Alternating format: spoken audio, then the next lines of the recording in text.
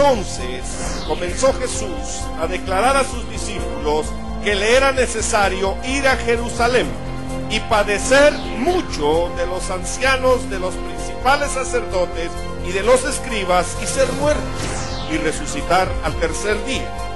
Entonces, dice el 22, Pedro, tomándolo aparte, comenzó a reconvenirle diciendo: Señor, ten compasión de ti, en ninguna manera esto te acontezca. Pero él, volviéndose, dijo a Pedro: Quítate de delante de mí, Satanás, me eres tropiezo, porque no pones la mira en las cosas de Dios, sino en las cosas de los... ¿Qué les está diciendo lo que va a pasar? Ahora, es un anuncio, si ustedes quieren, es una mala noticia, porque Jesús les está diciendo que es necesario que Él vaya a Jerusalén para padecer mucho, dice, de los escribas, de los fariseos, de los maestros de la ley, y no solo padecer, sino también dar su vida, sino también morir. El anuncio no es agradable. Yo creo que a ninguno de nosotros nos gustaría que proféticamente se nos dijera: mire, yo voy a ir a aquella ciudad porque ahí me van a meter en un gran sufrimiento y me voy a morir. Yo creo que cualquiera de nosotros lo recibiría como lo recibieron los discípulos. Pero este anuncio profético, que incluso está ya previamente advertido de muerte, Jesús viene y le dice, le anuncia a sus discípulos: me es necesario ir a Jerusalén. Yo voy a ir a la ciudad de los sacrificios. Yo voy a ir a la ciudad santa y voy a ir a padecer. Entonces, cuando Él da este anuncio, vemos que la reacción de ellos, lógicamente, no es una reacción espiritual, sino que es una reacción carnal. Pero escuche, Jesús anuncia, dice la introducción o la entrada del verso 21, dice: desde entonces, ¿por qué hasta aquí Jesús les dijo a sus discípulos lo que iba a acontecer? Mire, si regresáramos unos cuantos versos más, encontramos a un hombre llamado Pedro, encontramos a este pescador llamado Simón, y ahora ha cambiado su nombre a Pedro, diciéndole al Mesías: tú eres el Cristo, el Hijo del Dios viviente. Habían sido abiertos sus ojos espirituales, había sido transformada su mente natural, y ahora él podía identificar que quien estaba frente a él era Cristo. Y ahora, más adelantito, cuando Jesús hace un anuncio profético de su muerte, entonces viene él a decirle en la misma carne, ya no en el espíritu, sino en la carne, las cosas que le dijo. Nosotros vamos a entender esto de la siguiente manera. Dios tiene ya todo diseñado. Dios envió a Cristo y no lo envió a ver, hágame favor, mijo, vaya a verse cómo se están portando los hombres. Y si se están portando bien, se regresa. Y si se están portando mal, igual se regresa. Hágame favor, Cristito. Así, yo no sé cómo le dice Dios a Cristito. Hágame favor, Cris. Váyase allá a la tierra y mire cómo están los hombres. Mire si ya entendieron. Y si no, entonces se regresa. Y dentro de unos cuantos miles de años se va a ir a echar otra ojeada, hasta que estos se compongan. Así no es el plan de Dios. Cuando Jesús se encarnó, se hizo, Él siendo Dios, se hizo hombre, Él ya sabía a qué venía. ¿Cuántos están de acuerdo conmigo en esto?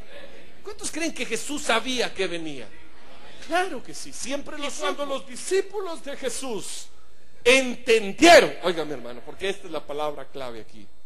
Cuando ellos entendieron, número uno, al Dios que tenían, y número dos, los propósitos que tenía, porque Pedro se lo dice: tú eres el Cristo, el Hijo del Dios viviente. Entonces Jesús le dice: bienaventurado eres, Simón, porque no te lo reveló carne ni sangre, sino mi Padre que está en el cielo. Hasta que ellos entendieron, y ojalá que a cada uno de nosotros esta mañana se nos prenda el foco y nos demos cuenta que estamos metidos en un plan de extensión divina, que estamos metidos en algo que es para bendición y que estamos viendo y estamos recibiendo la misericordia de un Dios que tiene el control y que tiene el orden de todas las cosas, aun y cuando para el mundo la situación esté cada vez peor. Nuestro Dios es un Dios poderoso.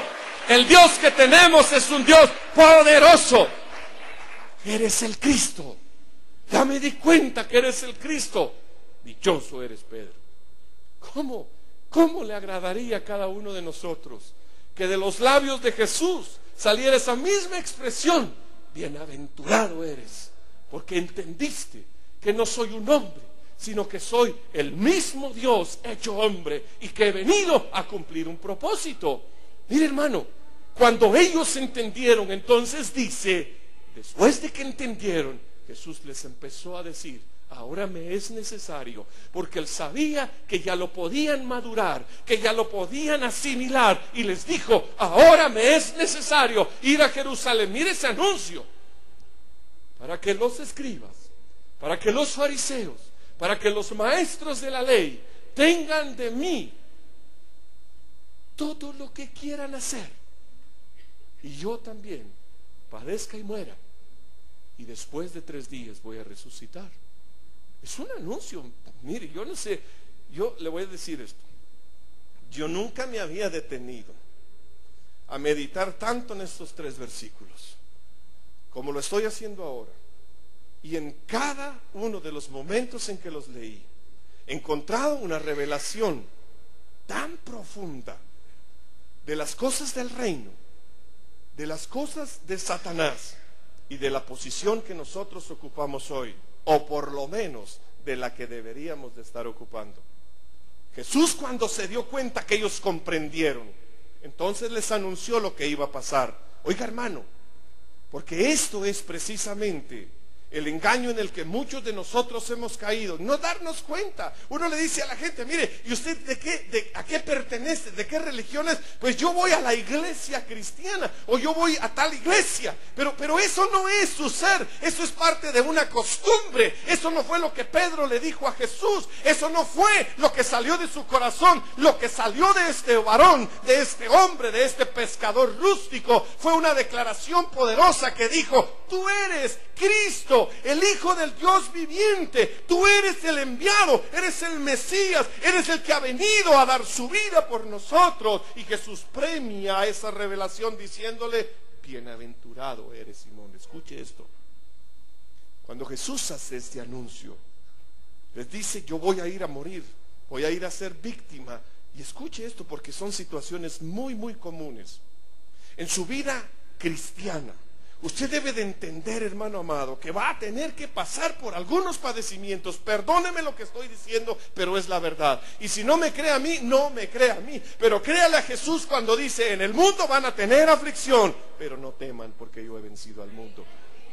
Yo no quisiera decirle esto, pero está en la palabra de Dios. Es lo que dice el anuncio hecho por Dios. Y aquí Jesús anuncia de él mismo que le es necesario entrar en padecimiento, que es necesario que él tenga que pasar por todas estas cosas. Y lo que provoca aún más malestar es que le dice, y es que lo voy a recibir de parte de los que son religiosos. Se pudiera haber esperado que de parte de cualquier otro viniera en contra de Jesús el ataque. Se pudo haber, miren hermano, hasta se pudo haber asimilado mejor si Jesús le hubiera dicho, miren, lo que pasa es que César y Poncio Pilatos y todos los demás la tienen en contra mía, entonces de plano me voy a meter ahí, pero saber en qué me voy a meter. Pero Jesús les dice, y es que de parte de los de la iglesia, y es que de parte de los que se meten en la sinagoga, y es que de parte de los que estudian la palabra, la Biblia, y es que de parte de los que enseñan, de los maestros de la ley, yo voy a ser objeto de escarnio. A cualquiera, hermano, mire, hemos condenado mucho las reacciones de Pedro, pero a cualquiera de nosotros, póngase por un momento en el lugar de estos hombres, y que su maestro, y que el amado, el Hijo de Dios, el Mesías anunciado, le diga a usted: es que me voy a meter allá, pero allá me van a matar. Y usted, con ese gran amor que tiene para Jesús, y usted con todo ese buen deseo que siente para Él, usted que ha reconocido ya que Él vino a entregar su vida por usted, ¿qué tipo de reacción tomaría? ¿Cuál sería la forma en la que usted reaccionaría ante un anuncio de esta naturaleza, hermano? Yo creo que sería igual. Yo creo que sería la misma, pero escuche, no caiga en ese juego. Porque usted debe de entender, por tercera vez se lo voy a decir, que el Dios que tenemos tiene ya todo bien establecido. Usted debe de entender, mi hermano, que cuando las cosas salen bien, la gloria sea para Dios. Y cuando las cosas no salen bien, la gloria sea para Dios. Cuando las cosas nos van bien y cuando recibimos, mi hermano, lo que nosotros estamos pidiendo, la gloria sea para Dios. Pero cuando no, también la gloria sea para Dios. Porque Dios tiene el control. Dios sabe todas las cosas. Los que son padres de familia van a estar de acuerdo conmigo en esto. Ustedes, cuando sus hijos les piden algo, de inmediato se lo dan. Les convenga o no les convenga. Pero es que es mi hijito. Y el hijito dice: pero es que tú eres mi papi. Y me lo tienes que dar. ¿Sí? Y si no le conviene, ¿qué es lo que hace usted? ¿Se lo da? ¿Está aquí, hermano, todavía? ¿Se lo da o no se lo da? No se lo da. Dios es nuestro modelo de padre. Dios es el mejor padre. Dios es Dios. Dios es la sabiduría. Él sabe qué es lo que nos conviene y Él sabe qué es lo que no nos conviene, pero igual Él sigue siendo Dios y Él sigue siendo nuestro Padre. Y si algunas cosas vienen, la gloria sea para Él, y si algunas cosas no vienen, la gloria sea para Él, porque Él sabe lo que está haciendo. Él tiene el control de todas las cosas. Dios sigue siendo Dios. ¿Usted cree que a Dios no le dolió en su corazón escuchar este anuncio que Jesús hizo delante de sus discípulos, diciéndole: me es necesario entrar en Jerusalén para ser objeto de rechazo, de burla y morir, pero al tercer día resucitar? Claro que a Dios le partió el corazón esto, pero igual el amor de Dios era más grande.